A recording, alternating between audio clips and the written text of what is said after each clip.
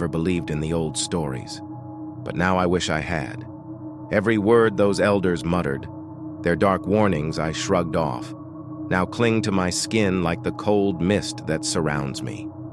Here, alone in the heart of these ancient woods, I realized too late that there are things in this world we're not meant to understand.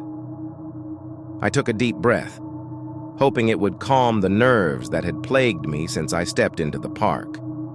As a park ranger, I was familiar with stories from visitors who claimed to have seen shadows in the woods or heard whispers on the wind. I'd always attributed them to wild imaginations or the eerie sounds of nature at night. But this time, I wasn't so sure. It started subtly enough. A chill that ran deeper than the night air, a strange silence that fell over the forest as soon as the sun dipped below the horizon. The usual sounds of owls and crickets seemed to vanish, replaced by an oppressive quiet that pressed down on me, heavy and unsettling. I remember shivering, tugging my jacket tighter, but the cold seemed to seep through, as if the forest itself was rejecting me, repelling warmth. My flashlight flickered as I walked down the forgotten trail, a path locals warned against, but that few could remember why.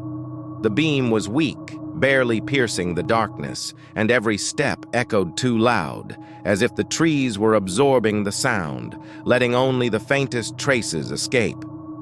Then I heard it, a faint, distant laughter. It drifted on the breeze, low and sinister, carrying an unsettling familiarity that made my skin crawl. I told myself it was nothing, maybe just some kids out here, playing pranks, or my mind playing tricks in the quiet.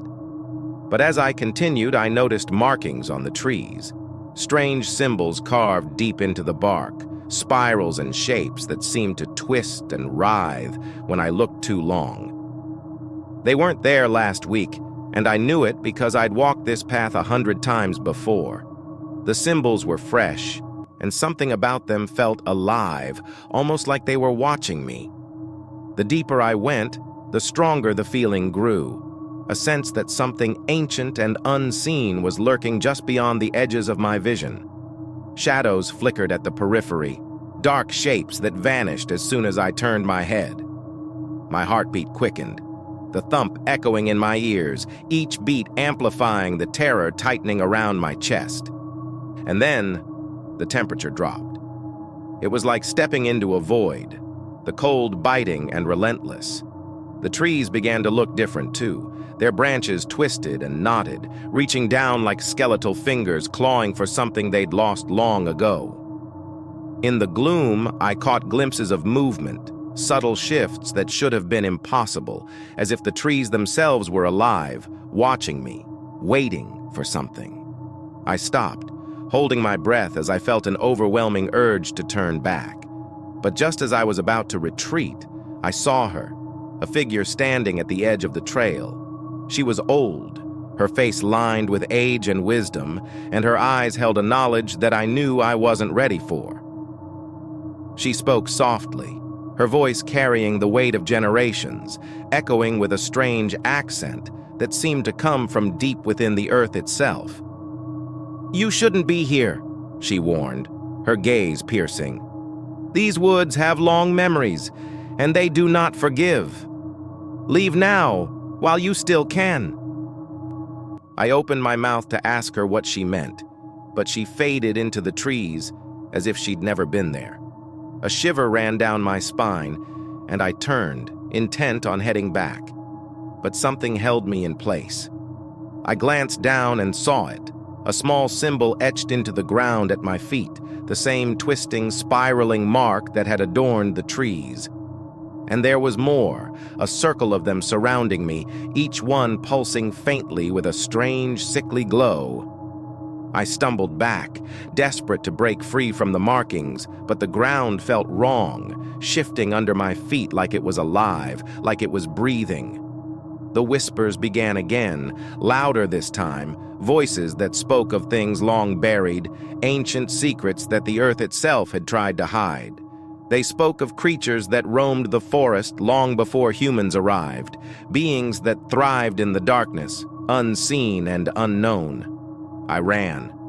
My feet pounded against the ground as I tore through the woods, branches clawing at my face and arms. The symbols seemed to follow me, appearing on trees and rocks, as if the forest itself was warning me, trying to trap me. The laughter grew louder, mingling with the howling wind and a strange hum that resonated deep within my bones. Just when I thought I couldn't go any further, I reached a clearing. But what I saw there stopped me cold. At the center, surrounded by stones marked with those same twisting symbols, was a figure, a man, or what was left of him. His eyes were wide, empty, and staring, his mouth frozen in a silent scream. Around him, shadows danced, their shapes flickering, shifting between forms too hideous to describe, creatures that were neither animal nor human, bound by an ancient rage that oozed from their dark, amorphous bodies. I backed away, my mind racing, the terror clawing at my throat. That's when I felt it. A heavy, oppressive presence, like I was being watched by something that existed outside of time. A creature so ancient that even the trees feared it. My legs shook, and I collapsed, gasping as a shadow moved over me. I looked up, and there it was, looming above, its face a twisted mask of malice, eyes that seemed to hold the weight of centuries, its mouth stretching open in a soundless scream.